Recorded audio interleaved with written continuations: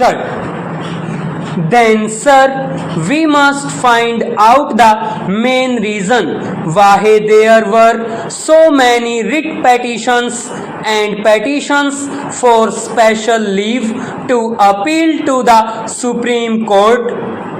That was so because in most of these cases we had made the decision of that tribunal final. Now, under the Constitution, the Supreme Court has got the right to grant special leave of appeal.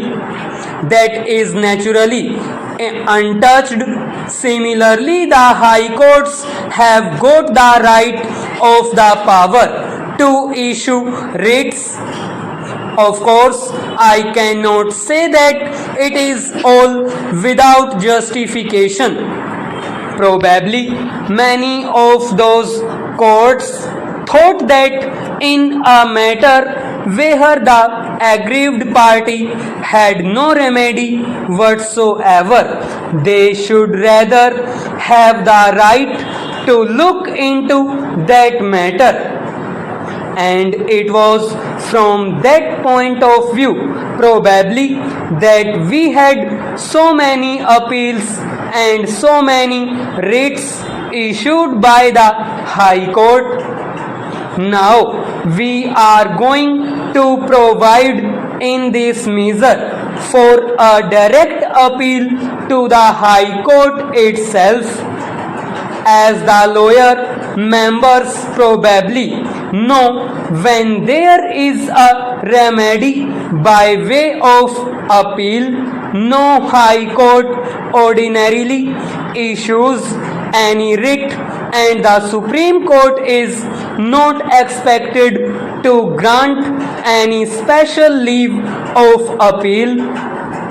It has therefore been found desirable to provide straightway for an appeal to the High Court by an aggrieved party. This will also, I think, remove much of the delay which is ordinarily caused by these matters. Apart from that, sir, the clause itself mentions that the tribunal shall decide the election petition within 6 months and that the High Court shall dispose it of within 3 months. I know that even if we impose such a restriction, it may not necessarily be so, but I am sure that unless there are any special reasons, etc., the tribunals will dispose of these matters within 6 months, and the High Court also will give priority to matters like these and dispose them of within 3 months. So, the honorable members will find that the present provision that has been made in this bill is much more satisfactory than the previous one. Then, sir, as the honorable members are aware, there was a little confusion with regard to the various categories of corrupt practices. For instance, there were major corrupt practices, there were minor corrupt practices, and there were illegal practices, and all of them had different effects under different circumstances. And even some of the lawyers found this matter rather a very intricate one. In the present bill, therefore, only corrupt practices have been mentioned, and the distinction between major and minor corrupt practices has been taken away. Of course, so far as offences are concerned, there is that category of electoral offences, and that has been done not with a view to changing any particular effect with respect to the matters which are undesirable, but that has been done with a view to making the whole thing far more simple and easily understandable. So, you will find that so far as the present bill is concerned, it has made the election law as simple as possible. Probably there has been some difference of opinion in the other house, and there might be some difference of opinion in this house as well with regard to the clause relating to disqualification, and particularly with regard to the disqualification incurred by a person who has been sentenced to imprisonment for 2 years and more. The reason for that is that generally the offences for which a man is sentenced to 2 years are cognizable offences and offences of a more serious nature. It was therefore thought that in such a case he should not be allowed to stand for 5 years more. But even then, as matters now stand, that disqualification can be removed by the Election Commission in suitable cases.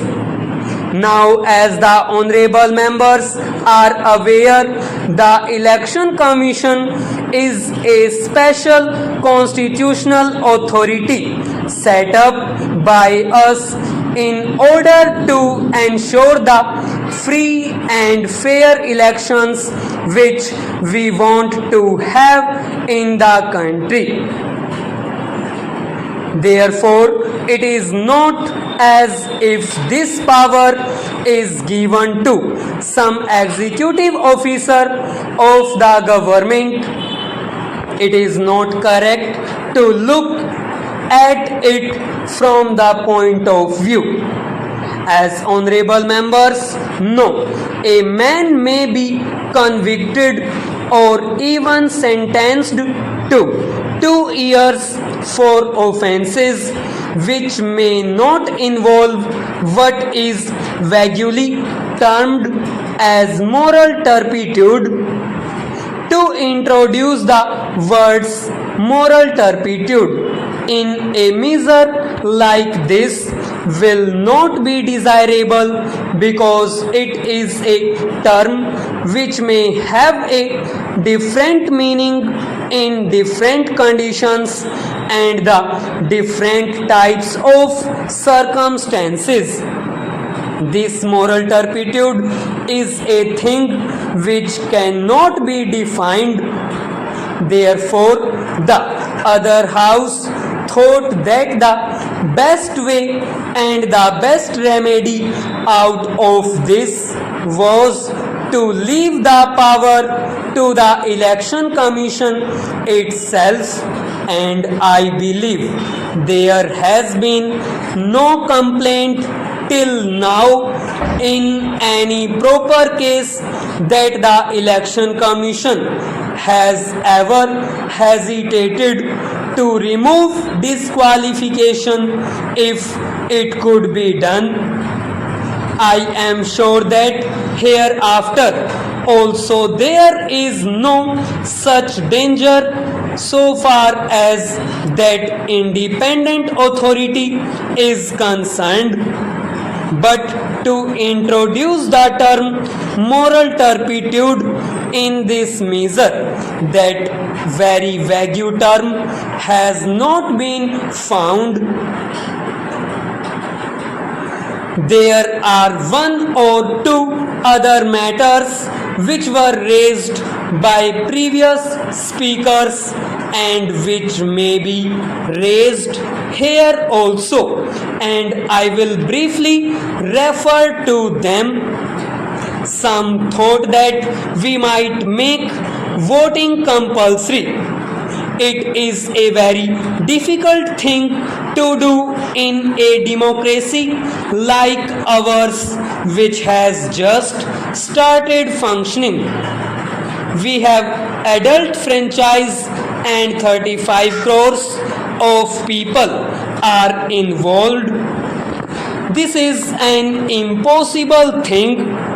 You may compulsory take a voter to the polling booth, but I don't know how you can compulsory make him vote.